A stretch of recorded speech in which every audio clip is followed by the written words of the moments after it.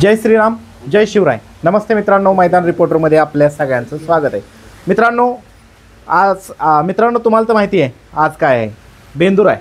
या बेंदूर सणानिमित्त आपण साखरवाडी या ठिकाणी आलेलो आहोत आणि साखरवाडी या ठिकाणी थैमान ग्रुप साखरवाडी बावऱ्याचा जो गोठा आहे त्या गोठ्याला आपण भेट दिलेली. बावऱ्याची आता तयारी चालू आहे.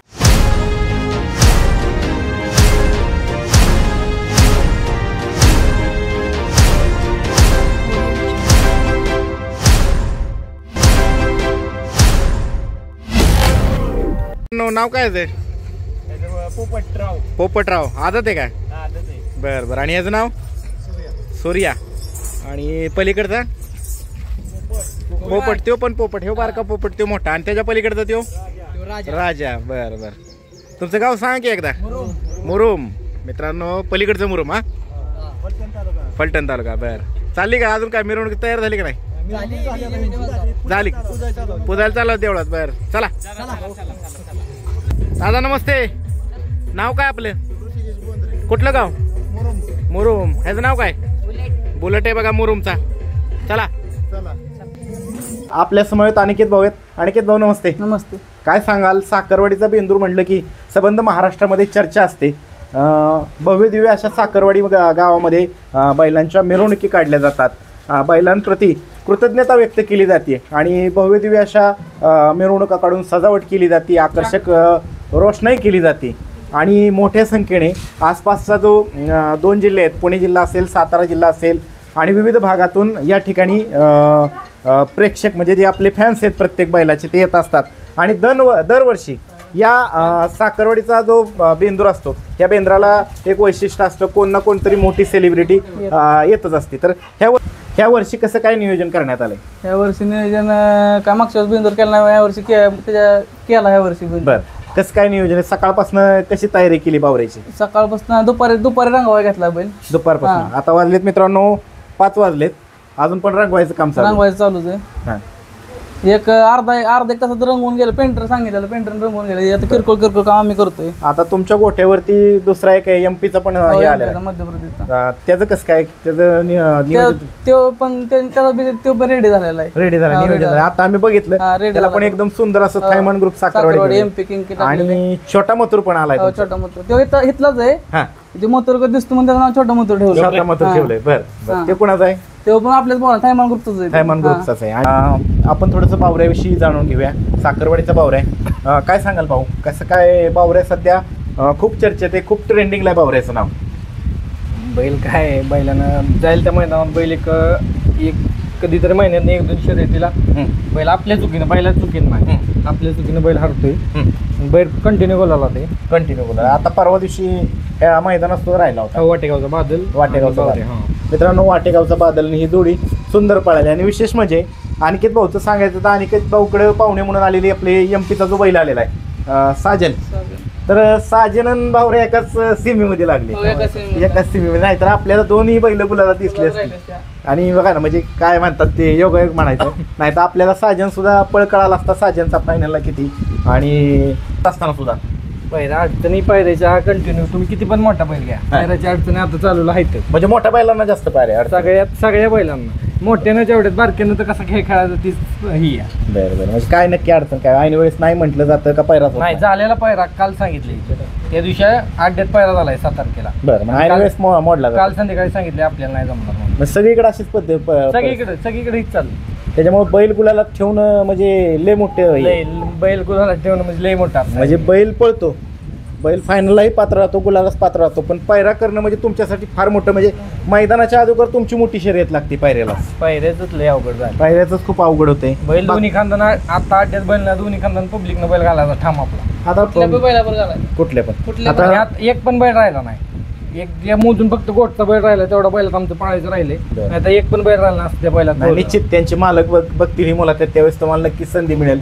बाकी सगळ्यांबरोबर तुम्ही पळाला, सगळ्या बैलांबरोबर. सगळ्यात सुंदर कुठली जोडी पळती बावऱ्याची? नाही मग तुरंत तीच आमचं स्वप्न होतं. दादा नाव एका शब्दात आम्हाला म्हणजे नुसतं गेलो, दादा म्हणलं दादा बैल पाहिजे. कधी मैदानात पळत? अकलूजच्या मैदानात. त्यावेळेस मला वाटतं मथुरला चांदीची चेन घातली होती, त्यावेळेस सुंदर गाडी पळाली होती. आता कोणाबरोबर पळायची इच्छा राहिली फक्त मोठा बैल तेवढा एकच बैल राहिला तेवढा गोट पळायचा जेवढी सगळी बैल आहेत महाराष्ट्रातली सगळ्या बैलांबरोबर पळाला. आता सुट्टी मेकर इथे कोण असते? मादनान असतो आमचे, तुषार असतोय, आपला गुंडा साबळे, असतो, गुंडा. रफिक असतो.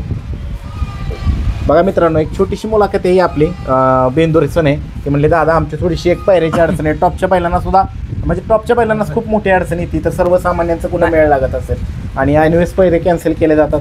ठीक आहे, पण आज बेंदूर आहे त्यामुळं बेंदूर. त्याची सजावट पण खूप छान करण्यात आली. नाही आमचं वर्षात नाही एकदाच सण असतो. एकदाच. आम्ही एक नंबर केला तर कधी आम्ही नाचत नाही, तुम्हाला आम्ही कधीच दिसणार नाही. हा जल्लोष बघायला चाल फक्त बेंद्राला साखरवाडी द्यायचं बघायचं. आणि राहुल दादांच्या विषयी काय सांगाल? राहुल दादांचं खूप जीव आहे, साखरवाडी गाव असेल किंवा तुमच्या थैमान ग्रुपवरती खूप जीव आहे. कशामुळे दादा त्याचे संबंध कधी- जोडले गेलेले आहेत? नाही बैलामुळेच तो बैल म्हणजे ह्या बैलापेक्षा बी आधी तो बैल, बरं मतो तो बैल आधी. हा. मग सगळ्यात बाकी पहिल्यांदा सगळे. आल्यापासून दादा बरोबर आहे आम्ही. बरं दादांबरोबर हा. म्हणजे राहुल दादा पाटील मित्रांनो बैलगाडी शर्यत क्षेत्रातला एक दिलदार मानाचा राजा माणूस म्हणून ज्यांची ओळख आहे. चला मित्रांनो बघूया आता साखरवाडीचा बेंदूर.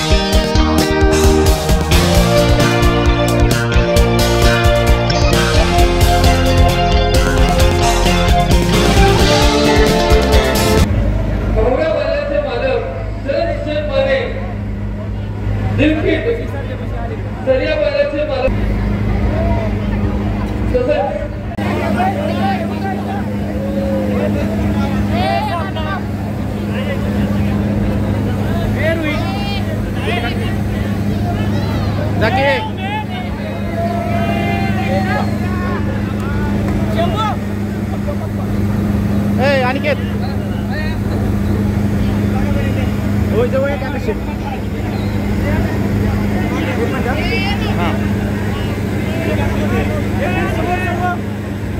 समोर बघा